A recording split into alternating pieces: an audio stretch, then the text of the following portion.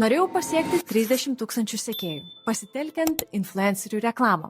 Planavau šiam iššūkiui skirti 10 000 eurų. Kiek išleidau iš viso ir kiek sekėjų atėjo, pasidalinsiu šio video pabaigoje. Taigi, per šį iššūkį supratau vieną labai svarbų dalyką. Tol, kol mes patys neinicijuosim, neparodysim noro, galimybės pačios savaime neateis. Todėl ir nusprendžiau užmegzti ryšį su žinomais žmonėmis, pati pasiūlydama jiems ar jų įmonėms mokymus arba bendradarbiavimą už reklamą.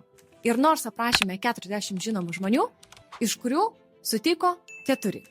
Per šį laikotarpį užmezgėm tikrai nemažai stiprių draugysčių ir nors ir buvo laikas, kai jaučiausi labai prastai, nes buvo ir tokių, kurie po mano pirmojo Reels atsisakė su manim dirbti. Šią pamoką išsinešu su dėkingumu. Ir suprantu, kad mano pirmas video buvo tikrai labai drąsus. Eilinį kartą savo kailiu išbandžiau, ką reiškia ne. Atlikusi tikslą pasieksim, net neabejoju. Jeigu ir tu dabar jauti, kad tavęs nemato, kad stengiasi, bet vis tiek negauni atsako, tai žinok, nesi vienas. Šis kelias yra sunkus, bet kiekvienas ne tik priartina prie tavo galutinio tikslo.